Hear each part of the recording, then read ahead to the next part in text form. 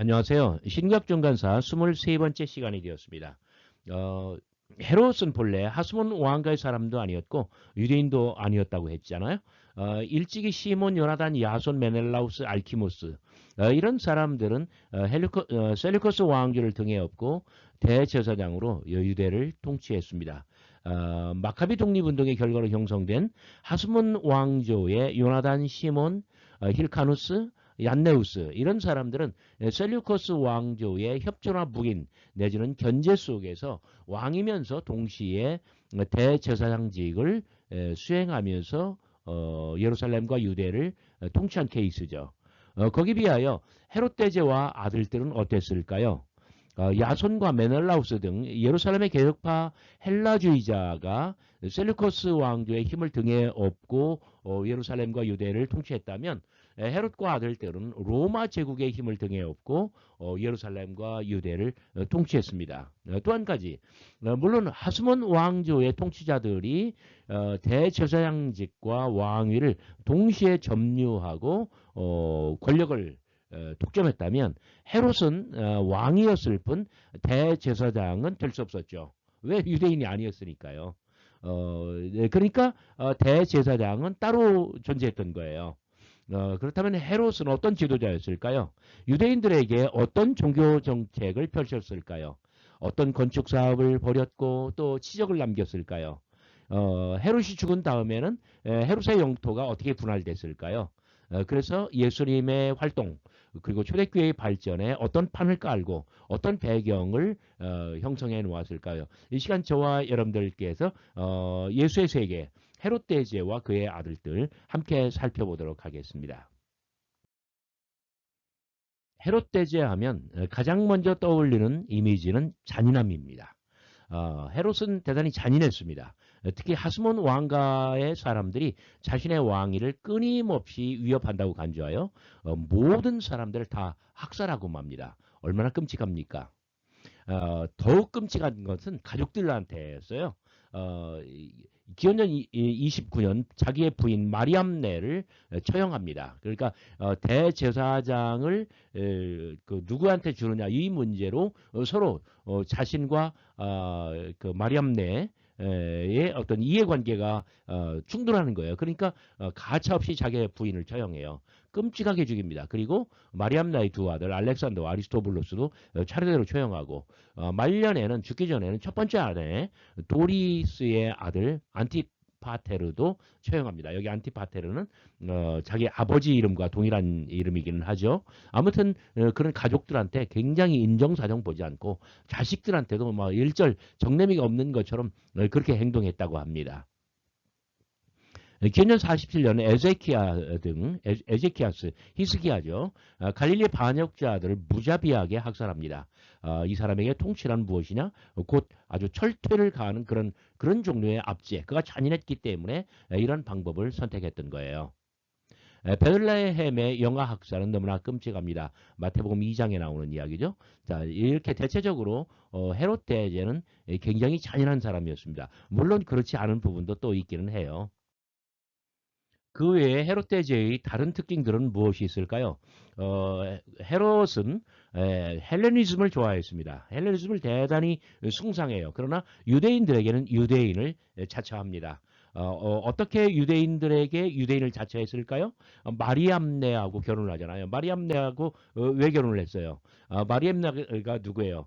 힐카누스 2세의 딸이잖아요. 그렇게 해서 본인은 이두메아 사람이지만 그러나 유대인들의 그 성골피를 자기 가계에 받아들이죠. 자기도 그래서 반쯤은 유대인이라는 거예요. 그래서 그는 화폐에 어떠한 상도 새기질 않았고 건물에 어떤 상을 조각하여 붙이지도 않았습니다. 유대인들이 좋아하는 이런 행동을 해요. 굉장히 어떤 그 종교적인 감각이 있죠. 기원전 25년 심한 기근이 닥쳤을 때는 왕궁의 모든 금과 은을 털어서 이집트의 곡물을 사들이고 백성을 구휼합니다. 뭐 이런 잔인했던 바에 비하면 또 이런 특성도 있네요. 대내적으로는 영향력이 컸던 바리새파를 중용했고요. 대외적으로는 로마와 우호적인 관계를 유지하고자 했습니다. 이것은 자기 아버지한테 배운 거예요. 그리고 대내적으로 바리새파를 존중하고 중용하는 것은 이것은 현실적인 정치 감각이에요. 왜? 바리새파 사람들이 일반 대중한테, 일반 백성한테 영향력이 가장 크니까 말입니다. 예루살렘과 유대의 건축 사업. 헤롯에게 가장 중요한 것은 건축 사업이었죠. 그중에 가장 중요한 것은 바로 예루살렘 성전입니다.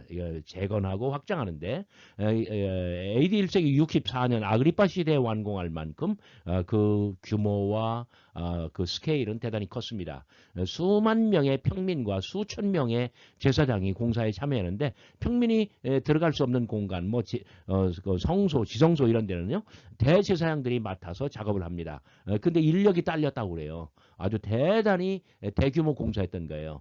헤롯은 이렇게 종교적인 감각이 대단히 좋았습니다. 나중에 요한복음 2장에 보면은 그 46년 걸려서 완공되었다 이런 말을 했잖아요. 예수님 당시에 어떤 당대의 예수님 그 적대자들이 한 말이었잖아요. 그런데 예수님보다 한 30년 더 늦게 예루살렘 성전의 재건 및 확장 공사가 다 마무리되었다고 해요. 그러면 46년보다는 훨씬 더 길어진 것이죠. 자, 예루살렘 서쪽 높은 언덕에는 왕궁을 건축했지만 성전과는 잽이 안 됐다고 그래요. 성전이 월등하게 더 큰 공사였습니다.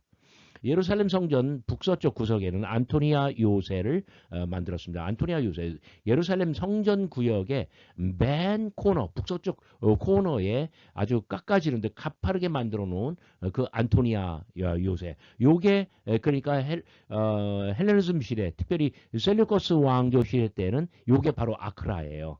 여기에 셀류커스 왕조의 주둔 부대가 있느냐 없느냐. 요걸 요새를 통해서 예루살렘을 지배하자는 또 거꾸로 이 요새에다가 셀류커스 왕조를 지지하는 예루살렘의 개혁파들을 감금시키기도 하고요. 안티오니오 요새는 정치적으로 군사적으로 대단히 중요한 그러한 포인트입니다. 예루살렘 인근에는 원형극장을 건축했고요. 그러니까 이런 거는 굉장히 유대식으로 하지만은 이런 건 또 약간 헬레니즘적이네요. 자, 외부에는 어떻게 했을까요? 헤롯은 예루살렘과 유대 땅 밖에서 외부에서는 완전히 비유대인으로 행동합니다. 그래서 사마리아, 가이사랴, 서마리아, 시제리아 여기에도 템플을 지어요. 우리가 템플을 번역할 때 예루살렘 성전은 성전이라고 하는데 사마리아 성전, 가이사랴 성전 그렇게 해도 되지만 이건 이방 신전입니다. 그래서 제가 신전이라고 했어요. 자, 그 비유대인적인 어떤 사마리아와 가이사랴의 이방 신전을 지었다는 점. 사마리아를 완전히 재건하여 세바스테라는 이름으로 아우구스투스에게 봉헌합니다. 또 기원전 22년에는 완전히 새로운 항구를 건설하여 시제리아, 가이사랴라고 하죠. 그러니까 지중해 동쪽 중에서도 안디옥에 가까울 만큼 북쪽에 있죠. 고대의 아벡이라고 하는 신도시를 개발하여 안티파트리스라고 명명합니다. 자, 이러한 어떤 건축 사업 그리고 하스몬 왕조의 유적 위에는 겨울궁전을 지었고 여기에는 뭐 수영장 뭐 별의별 시설이 다 딸려 있었다고 그래요. 수많은 요새를 건축하는데 여리고 북쪽에는 알렉산드리움, 예루살렘 남쪽 7마일 지점에는 힐카니아, 그 다음에 베리아 남쪽에는 마케루스, 그리고 엔게디 광야에는 마사다, 그 다음에 그 가자 지역 해안에는 안테돈이라고 지어놓고 아그리피움 또는 아그리피아스라고 부르기도 했습니다.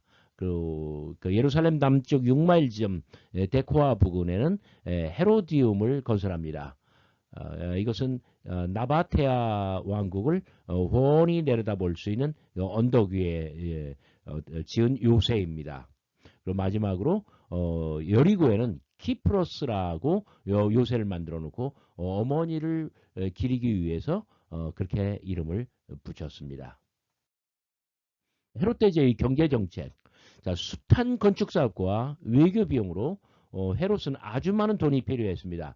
지금까지 건축 사업 막 얼마나 웅장하고 아주 대규모였어요. 그러니까 돈이 필요해요.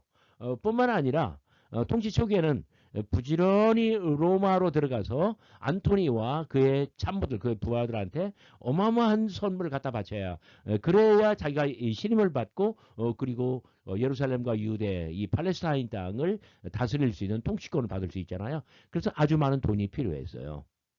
자, 대체로 하스모노 왕조의 조세 제도를 이어받았지만은 오히려 조금씩 더 강화합니다. 왜? 돈이 많이 필요하니까요.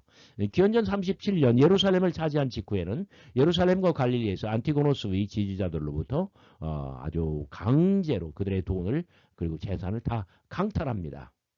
예루살렘에는 사치스러운 부자들도 있었지만 대단히 사치스러웠어요. 그래서 그들이 살던 집을 고고학적으로 발굴해 보면 막 굉장히 고급한 사치스러운 그런 모자이크가 발견되고 그 당시에는 대단한 어떤 부를 향유하지 않으면 불가능한 일이었어요. 하지만 이런 사람들은 소수에 불과했습니다. 통치의 상당 기간 동안 비교적 평화가 유지됐습니다. 왜냐하면 아주 어떤 통치란 뭐였다고요? 막 이렇게 학살 막 이런 잔인함이었잖아요. 학정이었잖아요. 그러니까 그 철퇴가 무서워가지고 반란을 불일으키는 거예요. 종교 정책은 어땠을까요? 유대인에게는 유대인을 자처하여 유대교와 유대 관습에는 매우 조심스러웠습니다. 대체로 바리새파 사람들을 중용했고요. 하지만 그는 이 이면에는 사내들인을 경멸했고 제가 앞선 시간에 말씀드렸어요. 갈릴리의 히스기야를 토벌할 때, 그 반란군을 토벌할 때는 얼마나 세게 했어요. 근데 오히려 그 사내들인 쪽에서 보면 그 히스기야의 반란군이 자기들한테 우호적인 사람들이거든요. 근데 사내들인이 반대했지만 그러나 헤롯은 사내들인을 그냥 개무시합니다. 그리고 성전문에 황금 독수리를 가설하는 이런 사건이 있었어요. 그러니까 건축물에 어떤 상을 그 새기거나 주지 않았다고 했는데 이건 예외적이에요. 황금 독수리 이건 뭐냐면 로마잖아요. 이 로마식으로 이것을 해가지고 유대인들의 반발을 사요. 통치 말년에는 유다와 마타스라는 두 서기관이 공모하여 이것을 철거했는데 나중에 이 두 사람한테 어마어마한 끔찍한 형벌을 내립니다. 자기 마음대로 대제사장을 임명하고 면직시키고 그러나 어떤 유대인들에게 유대인들을 자처하며 굉장히 그 종교적인 정서를 존중하는 것에 비하면 이런 것들에는 이 두 가지는 굉장히 반대 방향이에요. 헤롯 대제의 사망과 반란. 기원전 4년 중병으로 죽습니다. 요게 예수님께서 탄생하신 해죠. 아들 아켈라오는 화려하고 웅장한 행렬로 예루살렘 남쪽 헤로디움까지 운구하여 거기서 장례를 치릅니다. 헤롯이 죽자 반란은 본물처럼 터졌습니다. 예루살렘에서도 반란이 일어났고요. 아켈라오가 로마로 가자 유대에서 또 새로운 소요가 일어났고요. 사비누스의 명령으로 여단을 예루살렘에 배치했지만 어떤 레기온이라고 하는 6천 명으로 구성된 로마 군사단이죠. 그러나 백성을 난폭하게 진압하여 소요가 일어나고요. 갈릴리에서는 에제키아스의 아들 유다가 반란을 일으키고요. 이게 에제키아스가 히스기야의 또 다른 이름이라고 했죠. 베레아에서는 헤롯의 노예였던 시몬이 반란을 일으키고 이 반란이 아주 끊임없이 일어나요. 반란들로 인하여 시리아의 통치자 바루스는 팔레스타인으로 들어갑니다. 그래서 예루살렘에서 진압하는 과정에서 2,000명이나 십자가에 못 박아 죽이는 끔찍한 그 내전을 치릅니다. 자, 어떤 그 죽은 다음에 헤롯이 죽은 다음에 영토를 분할합니다. 그런데 그 헤롯이 가장 마음에 든 자신의 후계자는 아켈라오였습니다. 그래서 헤롯 아켈라오에게는 사마리아와 유대, 예루살렘 가장 아주 노른자위 땅을 다 줍니다. 영토 그래서 아켈라오는 분봉왕인데 왕보다는 아래지만 사분봉왕보다는 높아요. 그래서 가장 좋은 땅, 유대 예루살렘과 유대 그리고 사마리아를 아켈라오한테 준 거예요. 그런데 아켈라오는 유대와 사마리아를 받았지만 그의 통치는 10년에 불과했습니다. 그러니까 예수님 탄생할 때부터 예수님 10살 되셨을 때까지 죽어요. 그때까지의 어떤 통치권을 행사해요. 그래가지고 AD 6년에 죽었다. 그러면 예수님이 갈릴리에서 활동하시다가 30살 무렵 갈릴리에서 활동하시다가 예루살렘에 와서 고난을 당할 때, 자 예루살렘이 여기에 있죠. 예루살렘에 오셔서 고난을 당할 때 그러면은 그때의 지도자는 누구냐? 아켈라우가 아니었다는 점. 요거 굉장히 중요합니다. 그러면 그때는 누구였을까요? 자, 이후에는 총독들이 들어서요. 그래서 고포니우스, 마르코스, 암비볼러스, 안토니우스, 브루포스, 발레리우스, 그라투스, 폰티우스 빌라도, 본디오 빌라도가 26년부터 36년, 그러니까 예수님 예루살렘에 들어오시기 4년 전부터 돌아가시고 6년까지. 그러니까 예수님의 고난과는 아켈라오는 무관해요. 그러니까 이렇게 영토를 하나, 둘, 셋, 넷, 네 아들들에게 영토를 다 분할해서 나누어졌지만 그 중에 아켈라오가 자신의 가장 중요한 후계자라고 생각을 했지만 그러나 이 예루살렘과 유대, 사마리아 지역에서 통치자는 아켈라오 총독들로 바뀌고 그 중에서 본디오 빌라도 때에 예수님께서 예루살렘으로 끌려가셨다. 예루살렘에서 돌아가셨다. 이 점을 잘 기억해 주시기 바랍니다. 그러니까 아켈라오가 단명했기 때문에 이 지역에서는 예수님 정작 돌아가시고 구속사를 완성하실 때는 헤롯 가문하고는 무관하게 되었다는 점이죠. 헤롯 필립은 어땠을까요? 요 땅을 헤롯 필립한테 줍니다. 헤롯 필립은 가장 존재감이 없는 이름이에요. 팔레스타인 북동쪽 여긴데 근데 이 지역은 모두가 비유대인 지역으로서 구약성서에 나오는 그러한 단골로 나오는 그러한 땅도 결코 아닙니다. 하나님의 구원사에 별로 기여를 하지 않은 그런 땅이에요. 옛 도시 파니아스를 재건하여 가이사랴 빌립보라고 부릅니다. 어디냐면 여기입니다. 여기에 가셔서 자 그러니까 갈릴리 가버나움을 중심으로 활동하시다가 여기에 가셔서 예수님께서는 그리스도라고 하는 고백을 받으신다는 점이에요. 자 헤롯 안티파스와 그의 영토 가장 중요하죠. 헤롯 안티파스는 여기 갈릴리와 그 다음에 이 베레아 이 두 개의 땅을 받습니다. 갈릴리와 베레아 이거 특히 베레아는 세례 요한의 활동의 현장이고 주무대였어요. 그리고 갈릴리는 예수님의 활동하시고 그리고 사역하신 현장이자 주무대였습니다. 예수님은 이 헤롯 안티파스를 여우라고 부르셨습니다. 근데 그냥 복음서에는 그냥 헤롯이라고 나와요. 근데 헤롯 대제는 예수님 탄생하실 때 죽은 사람이고 이 갈릴리와 베레아를 다스린 헤롯은 헤롯 안티파스예요. 이 안티파스를 예수님은 여우라고 부르셨던 거예요. 그리고 티베리아서 바로 이 지점에 디베리아 맑은 바다 이 디베리아라고 하는 신도시를 건설하고요. 본래 나바테 이 사람은 나바테의 왕 아레타스 4세의 딸과 혼인해요. 나바테아가 어딜까요? 요게 나바테아예요. 이두메는 유대 남쪽이고요. 근데 안티파스는 이 베레하고 그 나바테아하고 붙어 있잖아요. 나바테아의 왕 아레타스 4세의 딸과 결혼을 했어요. 그런데 여기 존재감 없는 형 빌립의 전처 헤로디아와 결혼을 해요. 그래서 나바테아 이 나라의 원수가 돼요. 아레타스 4세의 원수가 되어서 아주 막대하게 아주 그냥 아주 와장창 다 끝장나 버립니다. 누구의 이야기하고 비슷해요? 안토니와 그다음에 옥타비아 그리고 또 한 명, 예, 클레오파트라, 요 삼각관계하고 굉장히 비슷하게 됐죠. 그래서, 헤롯 안티파스는 굉장히 많이 선정을 펼치고 많은 치적을 남겼음에도 불구하고 이 사람의 말로는 굉장히 안 좋게 되었습니다. 이런 이야기가 마가복음 6장에 아주 생생하게 나와 있어요. 여러분 오늘 이야기 재미있게 들으셨나요? 이렇게 해서 하스몬 왕조로부터 헤롯 가문으로 완벽하게 국면이 바뀌었고 헤롯 가문은 하스몬 왕가의 피도 아니었고 유대인의 피는 더더욱 아니었어.